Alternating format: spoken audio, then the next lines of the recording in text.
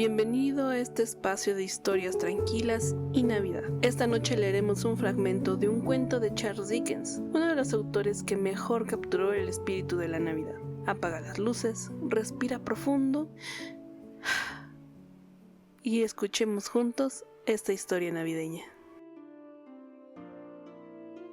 La esposa de Bob, pobremente vestida con una falda vuelta del revés, pero engalanada con cintas que son baratas y proporcionan buena apariencia por 6 peniques, empezó a poner la mesa, ayudada por Belinda Cratchit, la segunda de sus hijas, también emperifollada con cintas mientras el señorito Peter Cratchit introducía un tenedor en una cazuela de patatas, y mordiendo los picos del monstruoso cuello de su camisa, propiedad previa de Bob, cedida a su hijo y heredero en honor a la solemnidad del día, disfrutaba de verse tan elegante, ataviado y anhelaba exhibir su ropa blanca en los parques de moda. Y ahora 2 pequeños Cratchit, niño y niña, entraron precipitadamente gritando que habían reconocido a su ganso por el olor que despedía, y al pasar frente a la tahona y enfrascarse en sibaríticos pensamientos sobre la salvia, la cebolla y todas las demás especias, los 2 pequeños Cratchit bailaron alrededor de la mesa, poniendo por las nubes al señorito Peter Cratchit, en tanto en que, no muy ufano pues el cuello de su camisa casi se le estrangulaba, atizó el fuego hasta que las patatas, que hervían despacio, comenzaron a golpear ruidosamente contra la tapa de la cazuela, como si reclamaran salir fuera de allí y ser peladas. ¿Dónde andará vuestro padre?, preguntó la señora Cratchit. Y nuestro hermano pequeño, Tiny Tim, y Marta. En la Navidad pasada ya hacía media hora que estaba aquí. Aquí está Marta, madre, dijo una muchacha apareciendo al mismo tiempo que hablaba. Aquí está Marta, madre, gritaron los 2 pequeños Cratchit.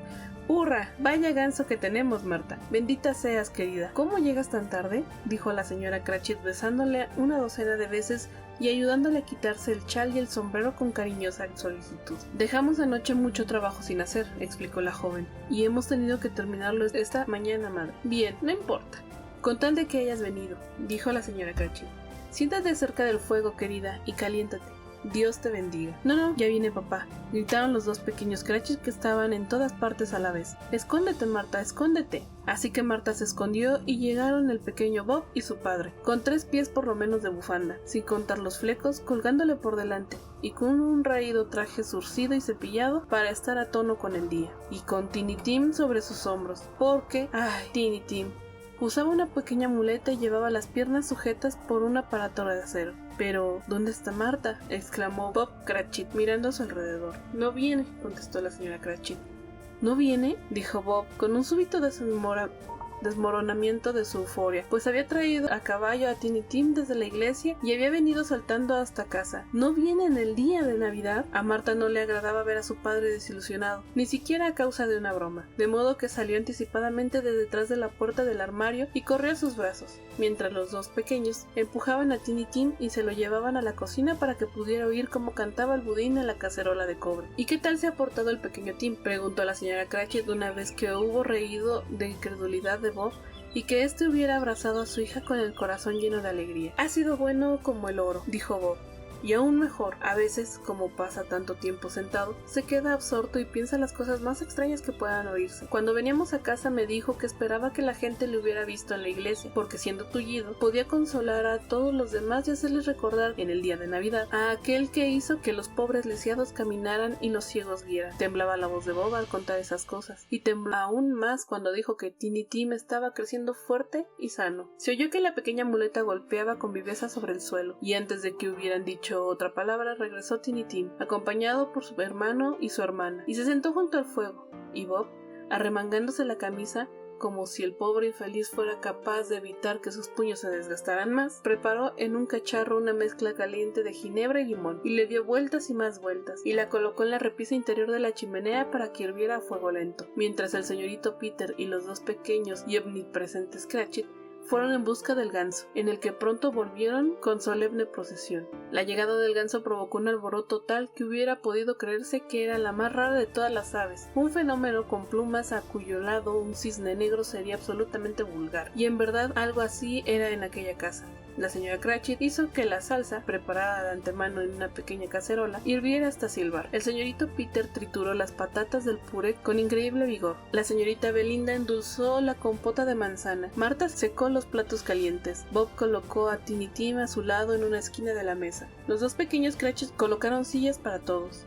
y montando guardia desde sus puestos, se metieron las cucharas en la boca por miedo de ponerse a chillar reclamando su ración de ganso antes de que llegara el momento de servirlo. Por fin, se pusieron los platos y se bendijo la mesa. Precedida por una expectante pausa, la señora Cratchit, mirando detenidamente el gran cuchillo de trinchar, se puso a clavarlo en la pechuga del ganso, y cuando lo hubo hecho y el ansiado relleno comenzó a salir a borbotones, y se alzó en derredor suyo un murmullo de placer, y hasta Tiny Tim, excitado por los dos pequeños Cratchit, golpeó la mesa con el mango del cuchillo, gritó débilmente: «¡Nunca hubo un ganso semejante!». Bob aseguró que no creía que jamás se hubiera guisado tan bien un ganso. Su ternura y su sabor, su tamaño y su altura fueron temas de admiración general. Acompañado por la compota de manzana y el puré de patatas, fue comida suficiente para toda la familia. En realidad, como dijo la señora Cratchit con gran placer, viendo en el plato un minúsculo trozo de carne unido a su hueso, al fin y al cabo no había podido comérselo de todo. Sin embargo, todos habían quedado satisfechos, y en particular los pequeños Cratchit, que se habían pringado hasta las cejas de salvia y cebollas. Pero ahora, cuando la señora Belinda hubo cambiado los platos, la señora Cratchit abandonó la habitación a solas, demasiado nerviosa para soportar la presencia de testigos, para sacar el budín y traerlo a la mesa. Suponed que no hubiera estado en su punto, suponed que se rompiera al darle vuelta, suponed que alguien hubiera saltado la pared del patio y lo hubiera robado mientras ellos disfrutaban comiéndose el ganso. Solo de pensarlo palidecieron los dos pequeños Cratchit. En fin,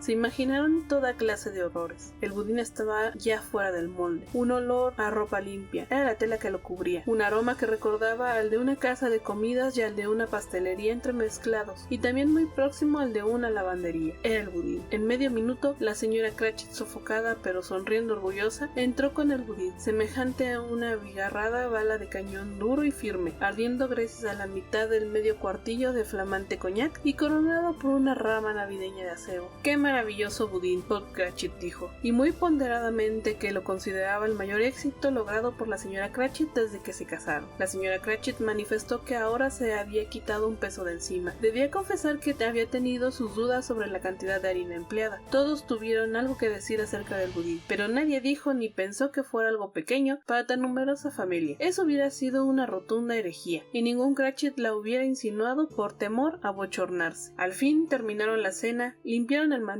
barrieron el suelo y avivaron el fuego. Probaron la mezcla del jarro y, considerándola perfecta, pusieron en la mesa manzanas, naranjas y echaron a la lumbre una pelotada de castañas. Luego, toda la familia Cratchit se situó alrededor de la chimenea, formando lo que Bob Cratchit llamaba un círculo, aunque en realidad quería decir un semicírculo, y se desplegó, al alcance de Bob, toda cristalería familiar, 2 vasos y una taza sin un asa. Tales recipientes se colmaron, sin embargo, del caliente líquido del jarro como si hubiera sido copas de oro, y Bob lo sirvió con una mirada radiante, mientras las castañas crujían y estallaban ruidosamente en la lumbre. Entonces Bob dijo: «Felices Pascuas a todos, queridos amigos, Dios os bendiga». Y toda la familia lo repitió como un eco. «Dios nos bendiga a todos», dijo por último Tiny Tim. Estaba sentado junto a su padre, en un pequeño taburete. Bob tenía entre las suyas la débil manita del niño, pues lo quería de un modo especial y deseaba mantenerlo a su lado como si temiese que pudiesen arrebatárselo. «Espíritu», dijo Scrooge con un interés que jamás había sentido anteriormente,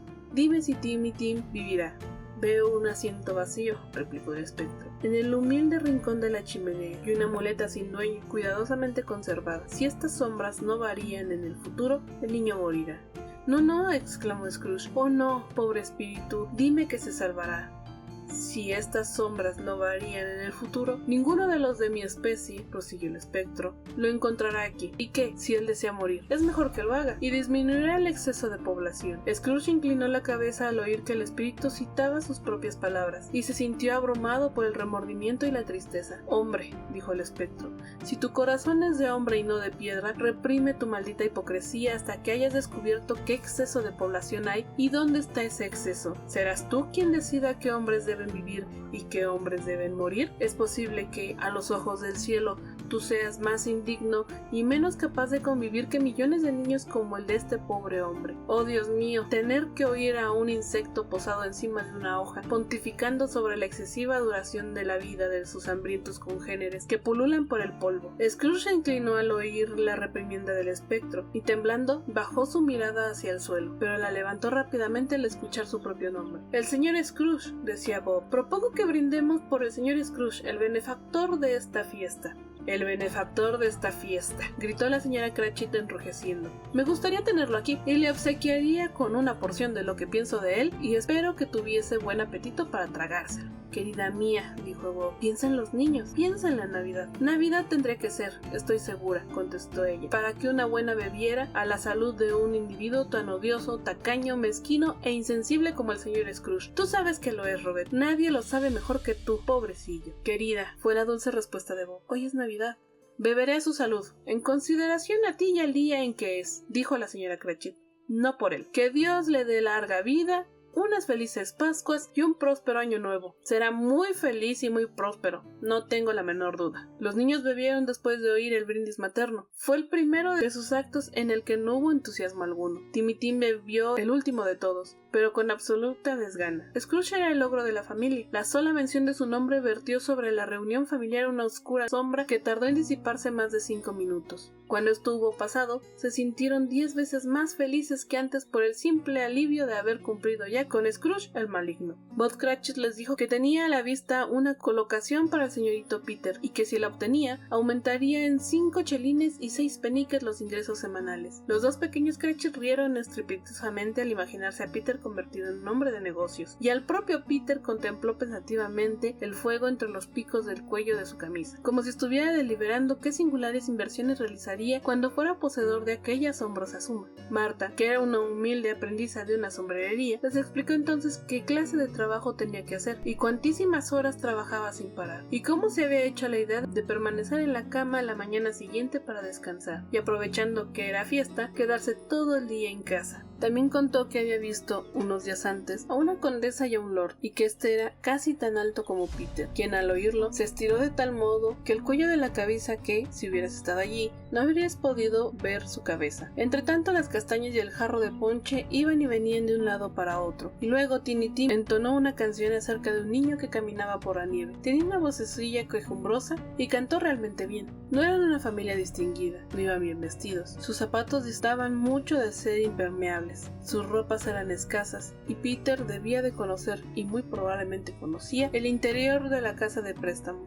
Pero eran felices y agradecidos, y estaban satisfechos unos de otros, y les gustaba la Navidad, y al desvanecerse la escena, cuando parecían aún más felices bajo las brillantes salpicaduras de la antorcha del espíritu, que así se despedía de ellos, Scrooge no dejaba de mirarlos, y especialmente hasta el final, a Timmy Tim.